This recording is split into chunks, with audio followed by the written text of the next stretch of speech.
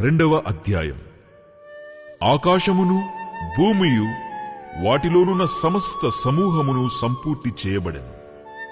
దేవుడు తాను చేసిన పని 7వ దినములోగా సంపూర్తి చేసి తాను చేసిన తన పని అంతటి నుండి 7వ దినమున విశ్రమించెను. కాబట్టి దేవుడు ఆ 7వ దినమును ఆశీర్వదించి పరిశుద్ధపరచెను. ఏలయనగా దానిలో దేవుడు తాను చేసినట్టియు సృజించినట్టియు తన పని అంతటి నుండి విశ్రమించెను.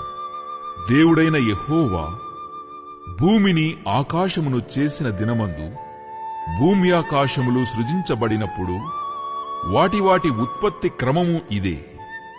అదివరకు పొలమందలి ఏ పొదయు భూమి మీద ఉండలేదు, పొలమందలి ఏ చెట్టును మొలవలేదు.